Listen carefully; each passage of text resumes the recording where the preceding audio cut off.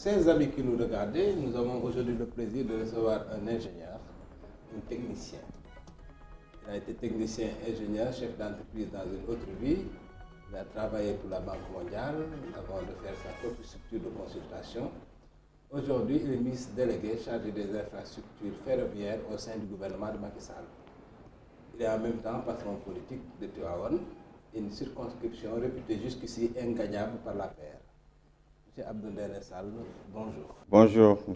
Yérim Seck. Je vous remercie. La première question que j'ai envie de vous poser, qu'est-ce qu'un ingénieur, un technicien comme vous vient faire dans la politique? C'est une bonne question parce qu'il ne faut pas laisser la politique quand même vraiment aux politiciens simplement. Il faut que les ingénieurs qui veulent contribuer à améliorer quand même l'existence, le profit de leur pays puissent participer valablement. Et c'est dans la politique qu'on peut participer valablement parce que c'est là-bas qu'on prend les décisions stratégiques. Comment un ingénieur comme vous, qui n'est pas formaté politicien, a pu gagner à Tivaouane? Non, parce que la politique, c'est la satisfaction des règlements des aspirations de la population. Donc, on ne faisait pas la politique, mais on était vraiment très proche de la population. De par mes activités de consultance et par mes activités d'entrepreneur, j'ai eu à aider beaucoup à concevoir des projets et à employer quand même beaucoup de mes concitoyens qui se trouvent à Tivaouane. Vous vous rappelez, il y avait le problème de la dévaluation en 1994 avec la dévaluation qui était intervenue au niveau du Sénégal.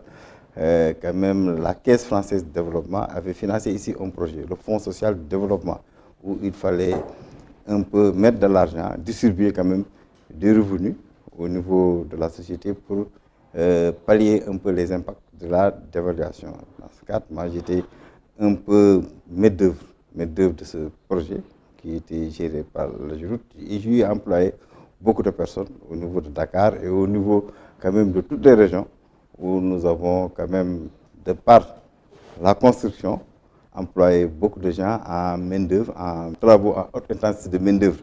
Et donc j'ai eu à employer beaucoup de gens et depuis lors, dans mes projets aussi, comme ils ont eu de la formation au niveau des chantiers, dans mes projets qui ont suivi ce projet, j'ai eu employé beaucoup de personnes et j'ai eu quand même beaucoup de sympathie qui m'a permis de gagner des élections contre une coalition forte, coalition PS, PDS Réumi, et une coalition Art Sénégal, où j'étais tête de file de la commune, liste majoritaire et tête de file du département, liste majoritaire. J'ai gagné les deux.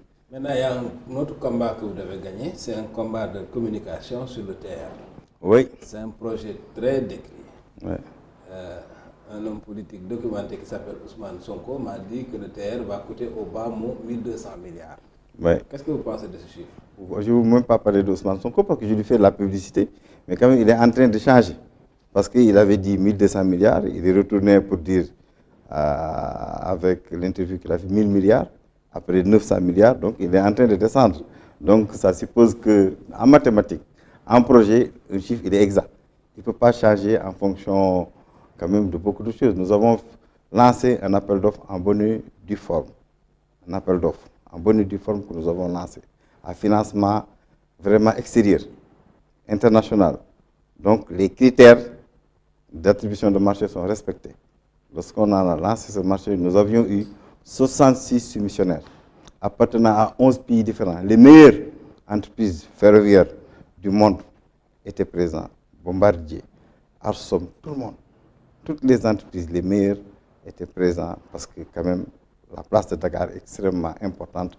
Les gens, ils voulaient quand même participer sur ce projet. Et tous les gens qui étaient en négociation aussi pour le projet GoTrain au niveau de Abidjan, ils étaient présents aussi pour ce projet. Donc nous avons lancé un appel d'offres en bonne et due forme. Il y a eu une commission d'attribution et nous avons attribué le marché en lots. 5 lots qui ont été attribués aux meilleures entreprises qui étaient moins disantes, qui avaient dépassé quand même l'adjudication technique et qui sont quand même des entreprises moins disantes, c'est-à-dire les meilleures entreprises pour exécuter ce projet. Donc, je confirme que le montant, c'est 568 milliards en hors-taxe, hors douane, pour le 1 de 36 km de Dakar à de Dakar à Diamniadio. Mais monsieur le Je ministre, le confirme. lorsque ce même Ousmane Sonko a déposé une lettre écrite, une question écrite au niveau de l'Assemblée nationale, j'ai eu l'honneur de lire la réponse Oui. qui lui a été faite. Oui. Il y a 96 milliards qui se sont ajoutés Non, à ces 500 et quelques milliards. c'est moi-même qui ai répondu à Sonko sur ce sujet. La réponse est claire. Il fallait lire. J'ai ici, dans ma voiture, malheureusement je ne l'ai pas amené, j'ai la question de Ousmane Sonko et la réponse. J'ai dit que je confirmais pour le lot 1 de Dakar à Diamniadio les 568 milliards qui étaient dans tous les documents. Maintenant, le TER, il faut que tout le monde comprenne que le TER, c'est un transport express régional qui doit relier des régions. Pour relier des régions, le départ, ça doit être Dakar, qui est la capitale du Sénégal.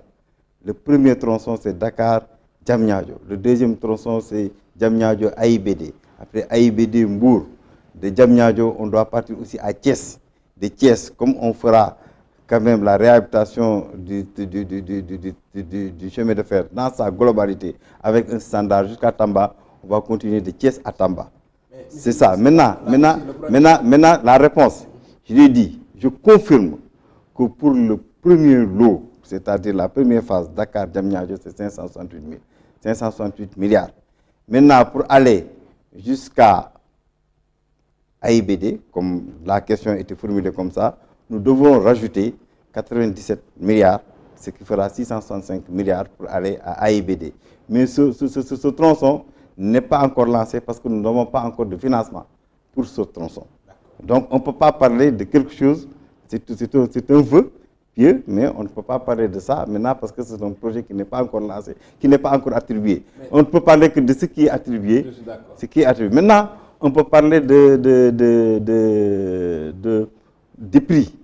Parce qu'en fait, un prix, ça reflète. C'est-à-dire le prix, je l'ai dit, il faut comparer dans la sous-région. Si tu compares dans la sud, on a le même projet que la Côte d'Ivoire. 4 ans, ils sont en train de vouloir faire 37 km. Le projet de très rapide, c'est les mêmes spécifications. 37 km, ils sont à gré à 913 milliards. Nous sommes à 613 milliards. Et puis, ce que j'ai répondu à Sonko, on ne peut plus parler de prix. Parce que nous avons fait un appel d'offres en bonne et due forme. Donc, c'est le meilleur prix qu'on pouvait avoir sur cette taxe. Parce que c'est un appel d'offres. Je suis d'accord, mais c'est la base de votre prix. Ouais. Est-ce que c'est raisonnable sur un tronçon aussi court, sur un tronçon où il y a quand même des cartes Tata, sur un tronçon où les gens qui se déplacent vers l'aéroport, il y a l'autoroute à péage, de mettre autant d'argent. Quelle est la pertinence de ce projet? Oui, parce qu'il faut que les gens comprennent le processus de génération de projet. Un projet, on ne le fait pas comme ça. Parce que quand même, il ne faut pas oublier que le président de la République, c'est un ingénieur. Il a fait le tour du pays. Il connaît quand même les aspirations du peuple sénégalais. Il le connaît bien. C'est pourquoi il a mis en place un programme de PSE. Parce que ce projet, ce n'est pas venu comme ça. La première question que le président a posée, est-ce que le projet répond à un besoin spécifique? Il faut répondre avec des arguments qui peuvent convaincre le président avant de dépasser. Vous savez, Dakar, c'est 0,3% de la superficie du Sénégal. Dakar, c'est un tiers, c'est-à-dire 25% de la population. Tu as une superficie de 0,3%, moins de 1% de la population, 0,3%, et tu as un quart de la population. Vous avez 66% des activités qui sont concentrées à Dakar. C'est 40 000 nouvelles immatriculations de voitures qui rentrent dans le système à Dakar annuellement. Nous avons l'encombrement. Vous avez vu comment nous sommes en train de vivre quand même les embouteillages au niveau de Dakar. Il faut se lever tôt pour aller au travail. C'est extrêmement difficile. Le Dakar étouffe. Parce qu'il y a une concentration excessive de la population, de la population, des activités et du transport. Maintenant, pour résoudre ce problème. Je vous fais une proposition. Qu'est-ce que vous empêchez pour décongestionner, vous, d'extraterritorialiser, entre guillemets, l'administration? Mais ce qu'on a fait, c'est ça qu'on est en train de faire. Voilà. Parce que le président a trouvé un problème diagnostiqué, qui est un problème structurel énorme. Il a dit, je vais faire des projets structurants pour résoudre ce problème. Ce que le président a fait en premier, c'est de concevoir des pôles urbains. les pôles urbains, le pôle urbain de Diamniadio, le pôle urbain de Daga-Kholba, autour de l'aéroport, et le pôle urbain de Lac-Rose. Donc, on fait deux pôles urbains, on transfère des activités d'abord. En transférant des activités, on a un besoin de transport énorme. Parce que tu as l'université, Dakar 2, Amadou Mahtar Mbow, c'est 30 000 étudiants. Vous avez le parc industriel, c'est 10 000 emplois. Vous avez les ministères techniques qui sont transférés à Diamniadio. C'est 30 000, c'est 7 ministères techniques, tous les ministères techniques. C'est à peu près 10 000 fonctionnaires. Tu ne peux pas demander à tous ces fonctionnaires de trouver un logement au niveau de Diamniadio. Il y en a qui vont retrouver, mais il y en a d'autres qui habitent à Dakar. Il faut leur assurer un transport fiable, un transport sécuritaire, un transport régulier et un transport confortable. C'est pourquoi les terres, et il ne faut pas oublier, parce que l'étude de la Banque mondiale a montré depuis longtemps que l'on perdrait 100 milliards sur les embouteillages, sur l'encombrement de Dakar. On perd 100 milliards. Donc si on continue comme ça, on perd 100 milliards. Et en actualisant cette étude, ça fait plus de 100 milliards. Donc perdre 100 milliards, annuellement, donc en 4 ans, parce que les 568 milliards, c'est 468 milliards de dettes et 110 milliards de financement Sénégal. Donc, en 4 ans de perte, si on ne fait rien, en 4 ans, la somme des pertes sur quand même les externalités négatives de l'encombrement de Dakar va financer le projet. Donc, il faut comparer, entre ce qu'on perd en ne faisant pas de terre et ce qu'on gagne en faisant la terre. Ce qu'on gagne. Non, la question du décongestionnement de Dakar est une vraie question. Ouais. Ça, vraiment, je suis d'accord avec vous. Si le terre, comme vous le dites, est capable de décongestionner, pourquoi pas? Mais on va justement, c'est justement ce raisonnement qui n'est pas applicable à Ila Touba, par exemple. Une ville où les gens, où le reçu n'existe vraiment qu'une fois par année, et vous voulez mettre 400 milliards là-dedans. Oui. Comment justifier la rationalité, il faut regarder, c'est-à-dire la rationalité, c'est pas une rationalité. C'est pas une rationalité intrinsèque. Il faut une rationalité globale, parce que le président gère le pays dans son ensemble. Donc il faut de l'aménagement du territoire. Il faut pouvoir quand même créer de nouveaux pôles. Il faut transférer la population. Si la population ne peut pas quitter la capitale pour aller ailleurs, c'est un problème énorme. Parce que les gens, il ne faut pas qu'ils regardent Touba seulement. Il a Touba, quand même, ça aboutit à Touba, mais c'est plus loin. Parce que n'oubliez pas que vous avez fait Dakar, Diamniadio, AIBD, Thiès. Et de Thiès, vous avez fait Thiès-Touba. Et de Touba, on est en train de faire, c'est terminé presque, Touba, Daré Linguère, c'est terminé. Et de Linguère, on va à Matam, c'est terminé depuis longtemps. Donc, de par une voirie moderne, sécuritaire, on peut quitter quand même Dakar, aller à Matam, et contourner. Vous savez que nous sommes en train de faire la RN2. De Matam, on descend jusqu'à aller à Podor, Nyungurusogui et tout ça. Donc cette boucle-là, c'est extrêmement important pour développer le pays, parce que c'est un aménagement inédit. Parce que ce qui a fait la faiblesse de l'économie sénégalaise, quand même des programmes économiques que nous avons conçus dans ce Sénégal, tout c'était sur la façade occidentale, sur la façade ici, entre Thiès jusqu'à Saint-Louis. Et maintenant, on va à l'intérieur. Pour aller à l'intérieur, il faut assurer un transport fiable, un transportement. Ce que les gens doivent regarder, est la rentabilité du projet. Je vous dis, Ila Touba, nous avons un taux de rentabilité interne de 35%. Donc, nous n'avons pas de problème. Parce que nous mettons de l'argent et nous récupérons l'argent pour faire autre chose. Mais, monsieur le ministre, tout ça a un coût. Oui. Voilà, aujourd'hui, la Banque mondiale, le FMI, dans sa dernière note, dit que le Sénégal doit contrôler son endettement, parce que c'est un endettement à risque. Donc, non, vous êtes beaucoup endetté. Ce qu'on vous reproche, est-ce que vous êtes endetté pour de bonnes raisons? Oui, nous sommes endettés pour de bonnes raisons. Nous sommes endettés pour investir, endettés pour faire une route qui ouvre des opportunités, qui permet d'améliorer la compétitivité économique du pays.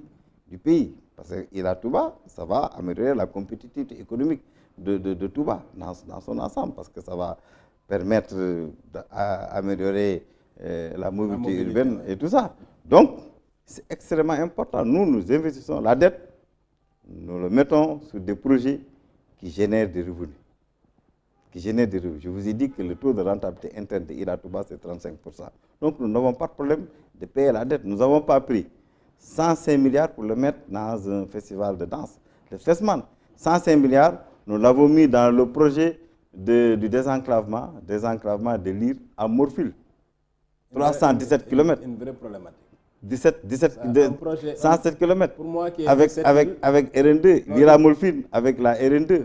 367 km. J'ai fait cette île, ça répond à vraiment... De Ndioum à Bakel. Nous n'avons pas mis 107 milliards dans la danse. Nous avons mis dans des projets qui impactent le quotidien des Sénégalais et qui améliorent quand même la productivité, qui améliore la croissance. Mais est-ce que vous comprenez aujourd'hui la préoccupation des bailleurs de fonds et de certains économistes on comprend. Qui disent que vous êtes en train d'hypothéquer l'avenir de l'État avec des dépenses somptuaires? Non, parce qu'en fait, il faut que les gens regardent. Le pays a changé de profil. Le Sénégal, il a changé de profil. Un bon économiste, quand on investit, quand dans un pays, on investit, un bon économiste, si on était vraiment économistique, on aurait tracé ce que les Américains appellent le Capital Action Line, la droite d'allocation du capital.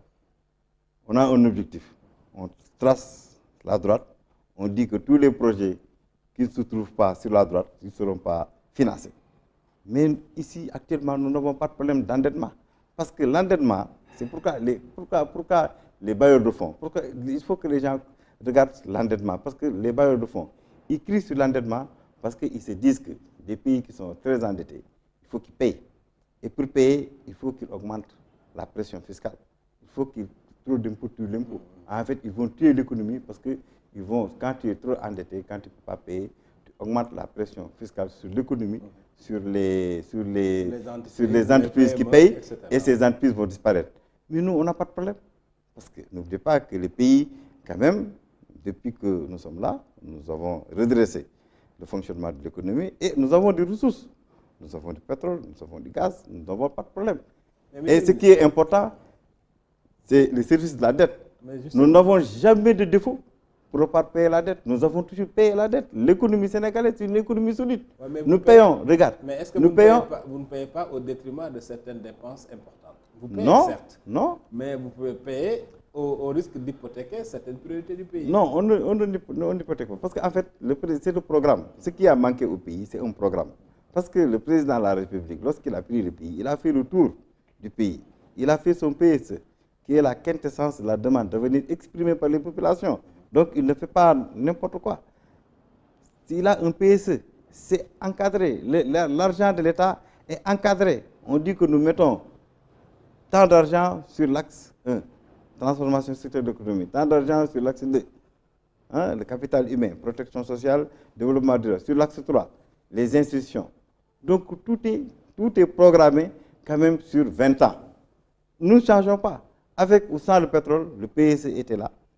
Et c'est un programme quand même qu'on n'a pas parti prendre à l'extérieur, qui a été conçu ici, avec la vision du président de la République pour un Sénégal qui avance, un Sénégal qui prospère. Et jusqu'à présent, nous avons fait quand même beaucoup de projets qui ont impacté considérablement l'économie sénégalaise. Nous avons quitté 1,7% pour aller à 6,8%. Nous avons multiplié par 4 la croissance de ce pays. Mais le problème qui se pose, c'est que, monsieur le ministre, cette croissance ne se ressent pas dans le plat de Thieboudienne des Sénégalais. Si. Comment ça? Parce que la croissance, parce que généralement, nous, les économistes et les intellectuels sénégalais, on parle beaucoup, mais on ne va pas à la profondeur pour regarder ce que c'est que la croissance et comment est calculée la croissance. La croissance, ce n'est rien du tout que la valeur ajoutée des secteurs ramenés au poids de chaque secteur. Et la valeur ajoutée, qu'est-ce que c'est que la valeur ajoutée? C'est la production moins les consommations intermédiaires. La valeur ajoutée est distribuée entre 4 acteurs. Les 4 acteurs qui contribuent à la croissance, c'est eux qui mangent la croissance. C'est le salarié d'abord, parce que tu ne peux pas produire sans avoir de salaire.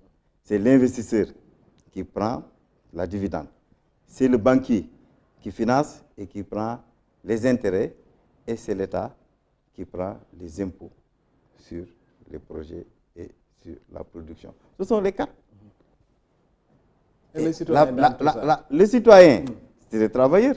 Il prend dans le cadre, mais s'il n'a pas d'emploi, s'il ne travaille pas, il n'y a que l'État. Parce que l'État, comme il capte à peu près la pression fiscale est à 19%, comme il capte à peu près pour tous les projets, il capte cet argent qu'il utilise sur l'axe 2.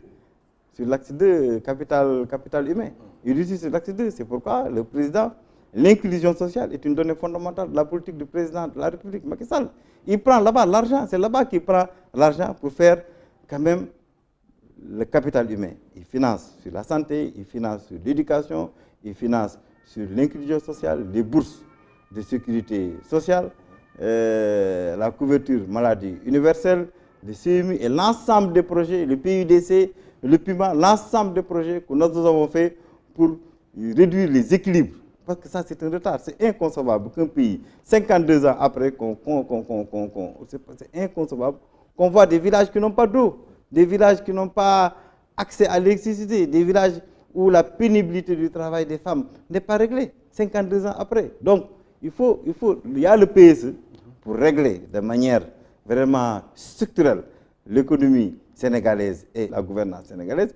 Et il y a les programmes de rattrapage. Parce que les autres, le PUDC, le PUMA, la CMU, tout ça, c'est des programmes de rattrapage. On rattrape des choses qui devaient être réglées depuis longtemps. Si tout le monde avait travaillé comme le président de la République, il n'y aurait pas ce programme. Parce que quand même, c'est impossible que jusqu'à présent, qu'on trouve quand même des gens qui ont des problèmes de mobilité dans la campagne, des problèmes de pénibilité des travaux des femmes. C'est impossible. C'est pourquoi je reviens sur la dimension sociale du programme du président de la République.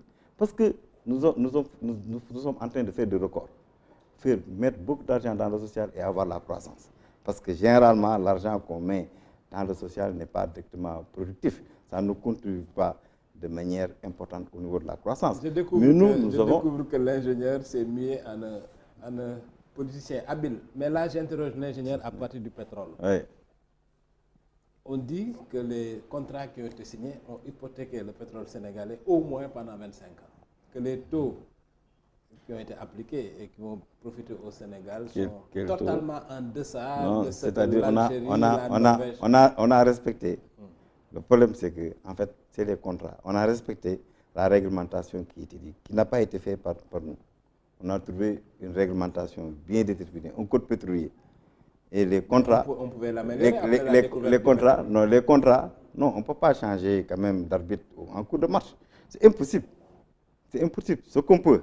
Parce que, en fait, le problème, c'est clair. Il n'y a pas de problème. Parce que en matière de production pétrolière, les contrats sont clairs. Il y avait un cadre bien déterminé. Les gens doivent se demander si on a respecté le cadre, si on n'a pas. On a respecté le cadre. Maintenant, il y a des rattrapages.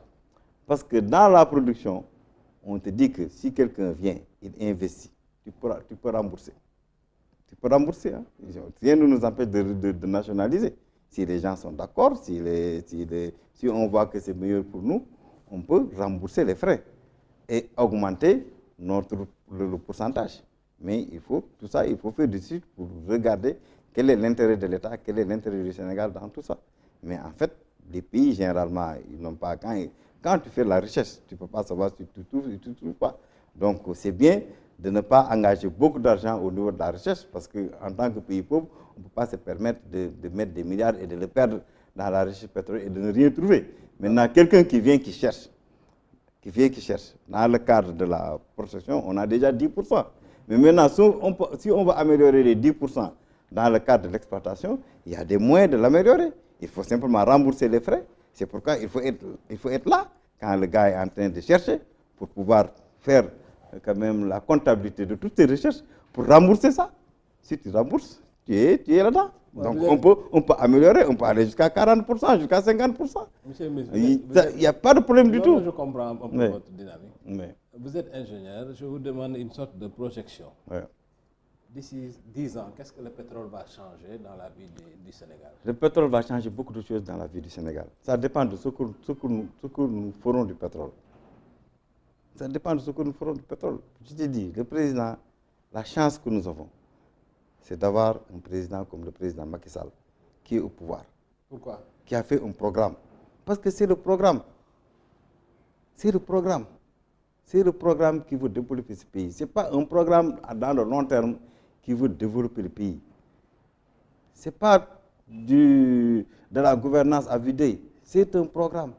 Il a fait le diagnostic du pays. Il a fait un programme. pour abréger les souffrances de la population et pour mettre quand même le pays dans une direction bien déterminée. C'est le programme qui est important, le PSE. Et les résultats du PSE, c'est un programme qui a des résultats, qui fait des résultats. Comme nous avons un programme, nous maintenons notre programme. Et maintenant, les ressources du pétrole vont accélérer quand même les objectifs du programme. Parce qu'on n'aura plus besoin d'aller emprunter de l'argent à l'extérieur parce que les ressources du pétrole vont quand même contribuer à accélérer la réalisation des projets. Maintenant, le président, ce qu'il a dit, il fait ce qu'on appelle un cost pétrogaz. Et le cost pétrogaz va déterminer, fixer de manière définitive l'utilisation des ressources pétrolières.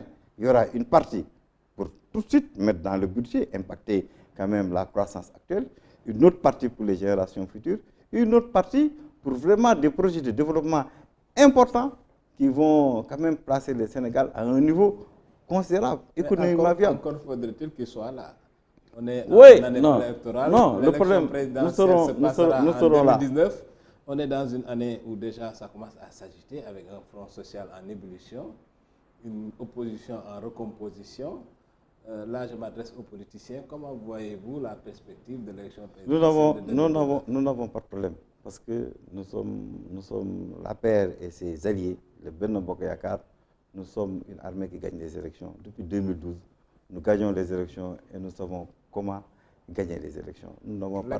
Légalement, nous n'avons pas de problème. 2012, élections présidentielles, élections législatives, élections locales, référendum au Conseil des collectivités territoriales, nous avons tout gagné. Nous n'avons pas de problème parce que le Sénégalais, il est intelligent, il sait voter. Il sait présenter, il sait apprécier. Je vous dis, au Sénégal, actuellement, la population, ils ont apprécié ce que le président a fait depuis qu'il est là. Les gains de changement, quand même, de l'amélioration des conditions de vie des populations. Moi, j'ai participé, j'ai travaillé depuis le régime de Abdou Diouf, j'étais là. Moi, j'étais ingénieur en 86.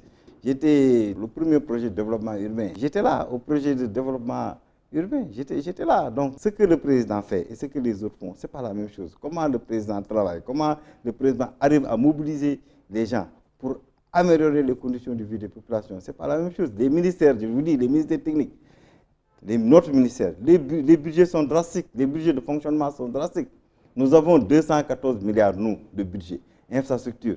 Sur les 214 milliards de budget infrastructure, il y a à peine 1 milliard qui va dans le fonctionnement et dans les salaires. 1 milliard seulement. Les 213 milliards sont dans l'investissement. Donc nous avons changé les façons de faire. C'est drastique. Monsieur le ministre. Actuellement, nous avons des dotations internes en fonctionnement. Il n'y a presque pas de dotation. Je vous dis. Monsieur le ministre. Mais nous travaillons pour impacter le maximum de la population. On verra bien en 2019.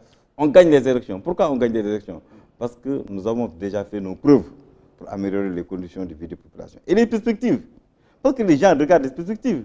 Nous proposons des perspectives dans notre programme de PUDC, dans notre programme de Promoville pour donner plus de villes, plus de dignité aux villes, parce que nous allons améliorer dans beaucoup de villes, 13 villes déjà. Il y a un financement énorme. Parce que ce que les gens comprennent, si tu n'as pas un programme fiable, si tu n'as pas un cadre de gouvernance fiable, tu n'as pas une stratégie, c'est-à-dire un PSE, tu n'as pas un plan d'exploitation, c'est-à-dire un plan pour réaliser les projets de manière opérationnelle et efficace, tu n'as pas de financement. C'est ça qui attire les investisseurs publics et privés. C'est pourquoi le ministre des Finances l'a dit récemment, nous avons mobilisé à peu près 6 000 milliards. 6 000 milliards en 5 ans. Nous mobilisons à peu près 117 milliards mensuellement, alors que les régimes passés n'arrivaient qu'à mobiliser que 26 milliards dans le développement. Donc, c'est pourquoi tout ce que l'on fait, nous multiplions par 4. Croissance multipliée par 4, accès au plan social université, 8 000 chambres, nous allons à 32 000 chambres, multiplié par 4.